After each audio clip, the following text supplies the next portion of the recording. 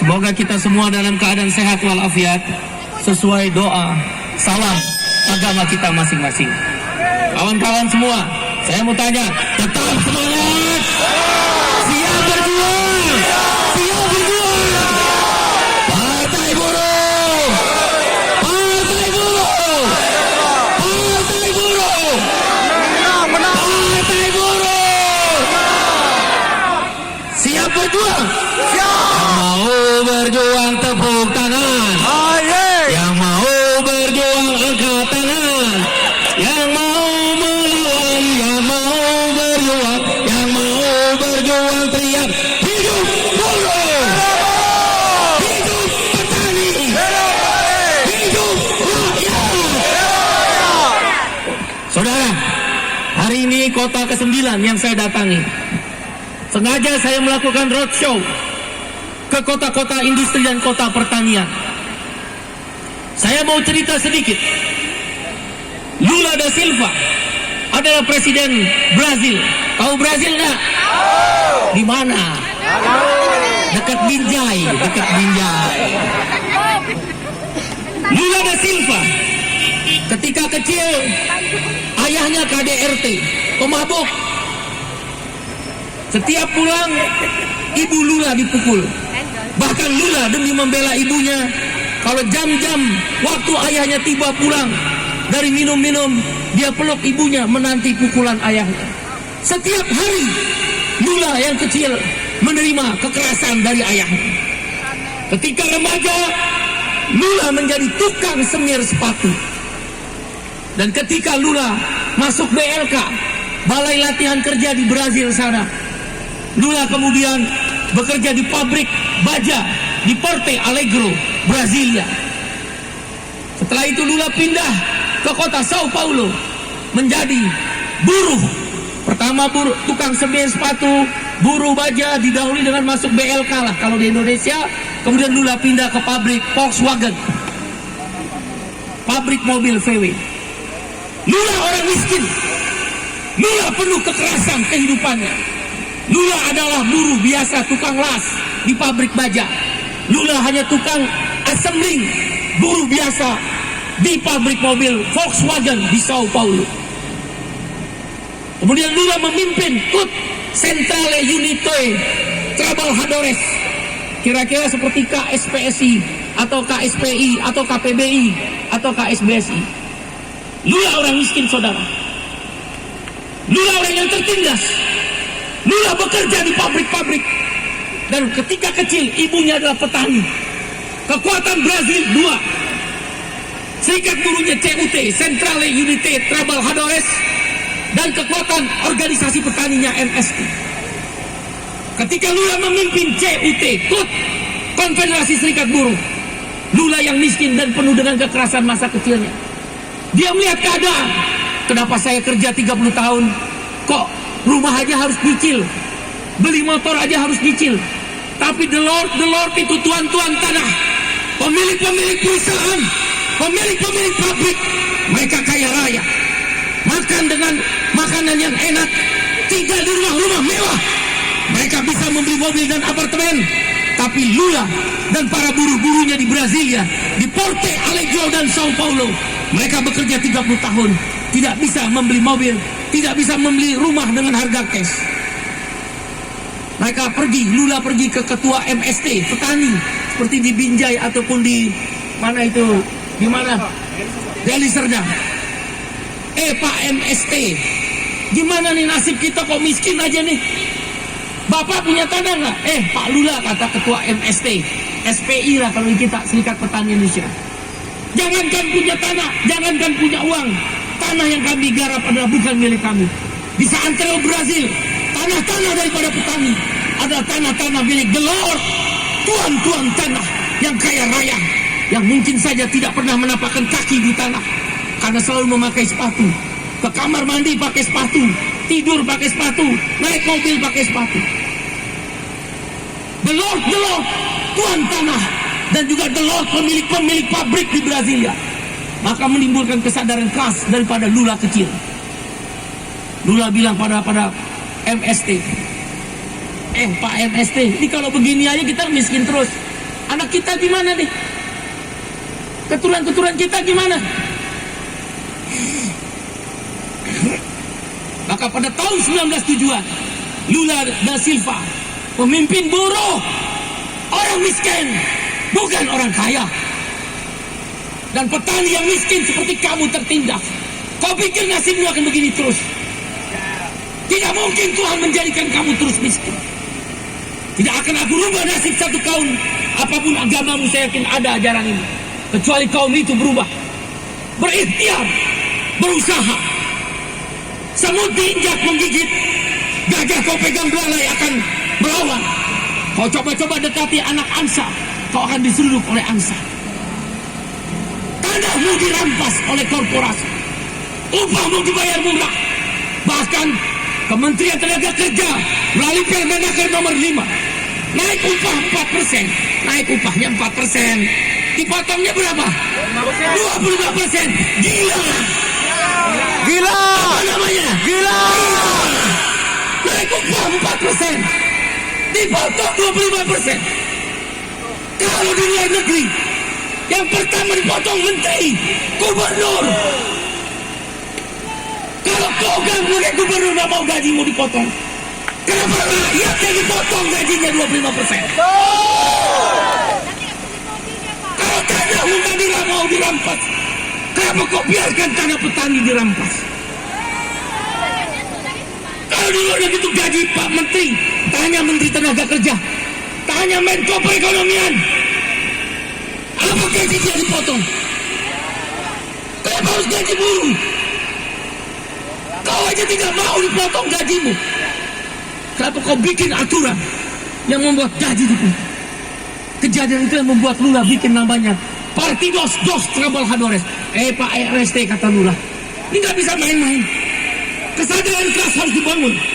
The working class, kelas pekerja, buruh, petani, nelayan, miskin kota, miskin desa, buruh migran, pekerja rumah tangga, tukang becak, tukang bentor, tukang dagang-dagang itu. Kau pikir mereka dibayar oleh negara? Tanya itu tukang air tebu. Memang itu dikasih uang sama bank. Kau lihat pengusaha-pengusaha hitam itu, yang kemudian kalau sudah usahanya tutup, mau pakai outsourcing ditutup. Berapa banyak pengusaha-pengusaha hitam itu mengembang hutang? Tanya itu pedagang-pedagang dan tukang bentor. Tanya kamu, ada dikasih uang oleh negara? Mereka rampas uang-uang kita melalui bank-bank. Indonesia sama dengan Brazil. Maka dibentuklah Partidos dos Trabajadores. Partidos itu partai, Trabajadores bahasa Portugis. Di Brazil kan bahasa Portugis. Di mana tadi Brazil? Di mana Brazil? Binjai. Depannya B. Ingat ya, di mana Brazil? Ibu-ibu petani, jangan takut. Ini udah ada partai. Boleh jadi kau petani, besok kau yang duduk di situ. Kita rebut kekuasaan itu. Rebut. Enak aja dia. Kau tanya itu gubernur, kau tanya itu para pejabat-pejabat, tanya bensin siapa yang bayarin? Negara. Kau lihat rumah dinasnya, listriknya gratis, siapa yang bayarin? Saya mau tanya sama kamu, yang bayar pajak salah satunya siapa? Kamu bayar pajak nggak? Bayar. Kita setuju bayar pajak, karena pajak yang kita bayar adalah tanda cinta kita mencintai negara. Betul. Kalau kita mencintai republik ini adalah bayar pajak. Saya serukan kamu tetap bayar pajak. Buruh sih nggak usah diseruin. Orang belum dapat gaji, pajaknya udah dipotong duluan nggak? PPh 21. Kita ikhlas, kita ridho, kita semangat membayar pajak. Uang belum terima gaji udah dipotong. Petani-petani, kalau kau beli pupuk, beli benih, di situ ada pajak, namanya PPN. Kita setuju pajak, karena kita ingin memberikan air susu. Kita ingin memberikan air susu. Dari pajak itulah makan istri mereka, anak-anak mereka, para pejabat dan menteri itu, dari keringat dan air matanya. Bensin yang digunakan oleh mobil-mobil dinas adalah dari keringat dan air matanya. Air susu kita berikan kepada mereka, tapi mereka berikan air tuba. Apa itu air tuba? Omnibus Law, Undang-Undang Cipta Kerja. Kita bayar pajak untuk membiayai gaji-gaji mereka, kita ikhlas. Kita bayar pajak untuk mobil-mobil bensin mereka, kita ikhlas. Tapi mereka bayar dengan air tuba. Outsourcing seumur hidup, mereka sahkan. Upah tidak naik 3 tahun, mereka sahkan. Tanah petani di Binjai dan Tanjung Morawa di Belawan mereka rampas. PTPN sebagai BUMN mengambil tanah-tanah petani atas nama HGU. Upah tidak naik 3 tahun dalam Omnibus Law.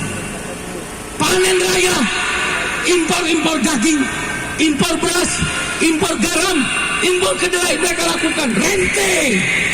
Rente, mereka mau ngambil komisi. Mereka nggak peduli sama kamu. Air susu kita kasih mereka, air tuba mereka kasih ke kita. Lula marah, maka dia membentuk Partidos dos Trabalhadores. Pertama Lula kalah, kedua Lula menang, ketiga Lula menang, keempat Presiden Republik Brasil adalah namanya Lula da Silva. 8 tahun dia menjabat Presiden Brasil. Jangan kau pikir orang miskin tidak bisa memimpin negeri ini. Jangan kau pikir seorang petani, seorang buruh tidak bisa memimpin negeri ini. Tuhan tidak akan tutup mata, Tuhan tidak akan buta dan tuli. Berikhtiarlah kau. Lula direndahkan orang. Pertama kali muncul Partidos dos Trabalhadores, semua lembaga survei memberikan 0%.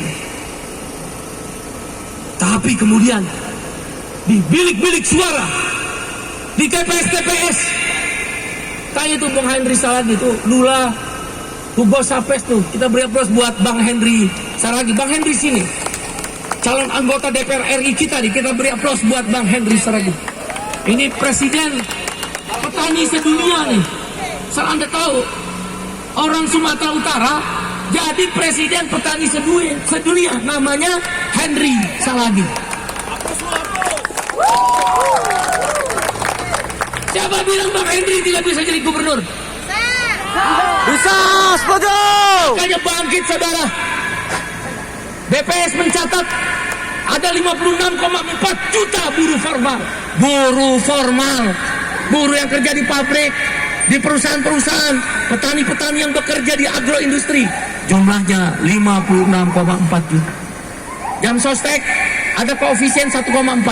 Satu istri atau satu suami dan satu anak.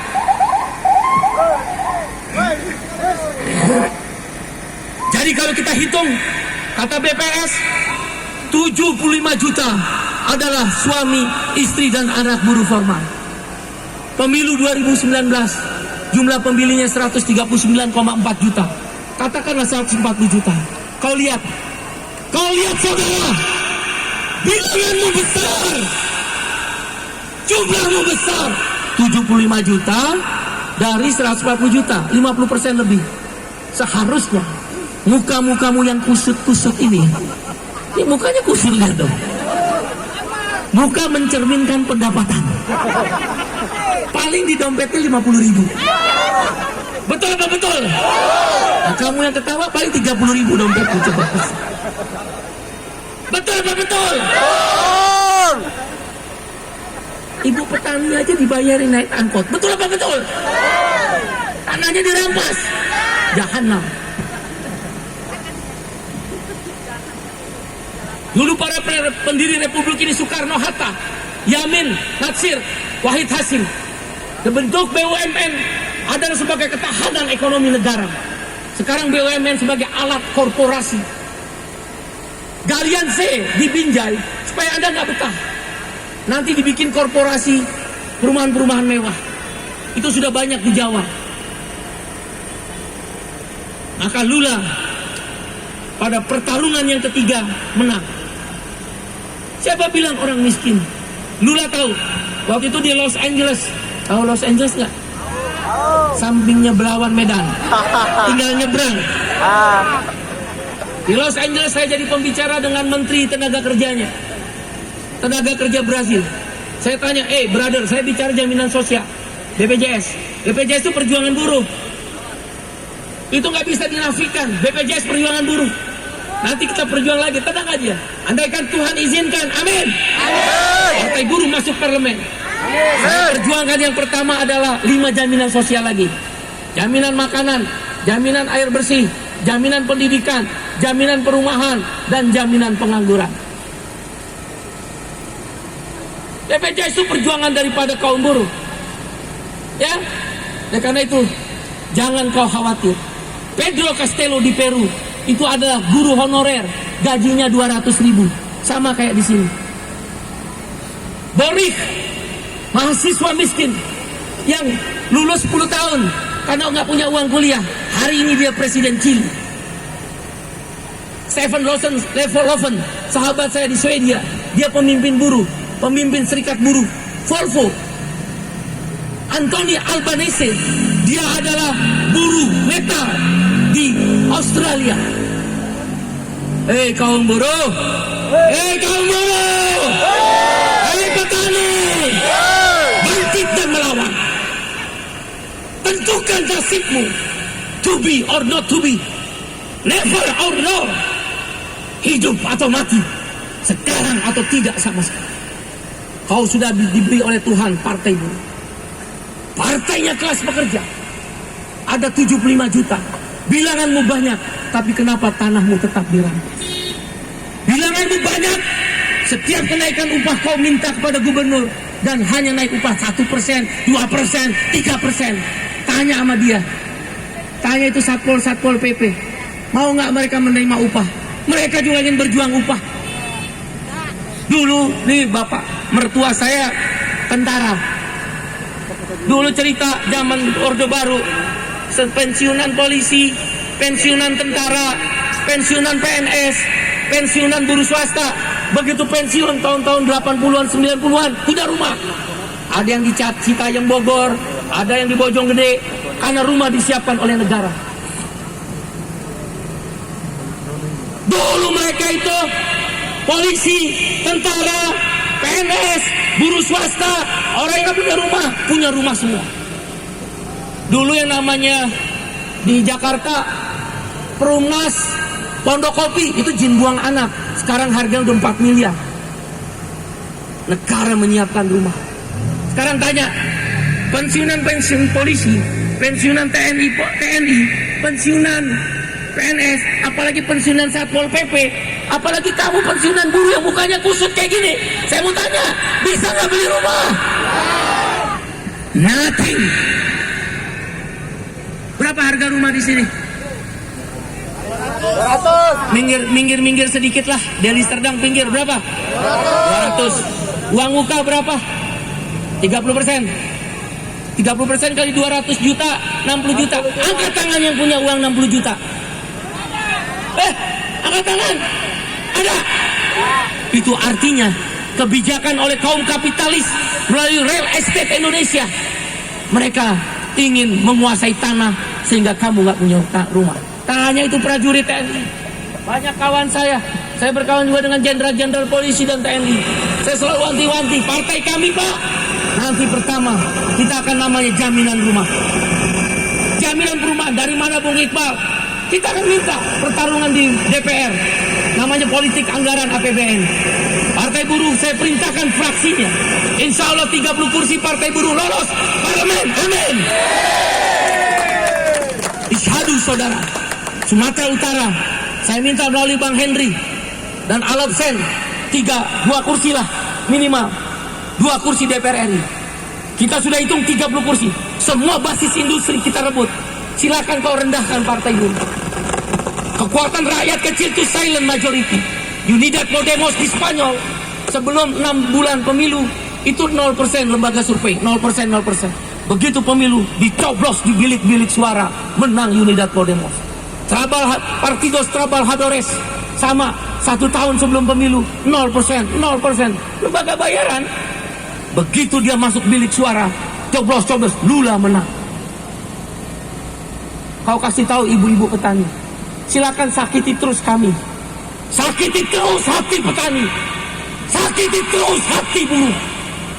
Kau tak sadar sedang menanam api perlawanan di orang-orang kecil. Dulu tidak ada partai buruh, hari ini kita organisir. Inilah kenapa saya datang. Saya ingin membangun kebangkitan kelas secara konstitusional. Kita rebut dari kalangan orang-orang yang serakah dan rakus itu. Kerakusan dan keserakahanlah yang membuat kau tetap miskin. Tanah petani dirampas. Andaikan mereka tidak rakus, mereka tidak serakah, kita berbagi. Kau boleh kaya, tapi jangan miskinkan kami. Tentu negeri ini akan lebih adil. Partai buruh akan membangun kesadaran kelas itu. Kita nanti dalam politik anggaran saya perintah, fraksi partai buruh, biarin mereka ambil infrastruktur, mereka ambil bantuan-bantuan buat keagamaan, partai agama, partai nasionalis ambil infrastruktur, mereka ambil buat kepentingan kelompok mereka, ambil. Ibu bapak partai buruh ngapain? Saya hanya minta ambil 100 triliun. Sekarang kita sudah hampir 2.800 triliun. Bapak Presiden kita yang tercinta Pak Jokowi memperkirakan 2025 kita akan tembus di 4.000 triliun. 100 triliun itu kecil. Kita bilang, tuan-tuan partai A, tuan-tuan partai B, tuan-tuan partai C, kami hanya minta 100 triliun. Buat apa Bapak partai buruh? Untuk rumah. Rumah harus murah, sepertiga dari harga sekarang.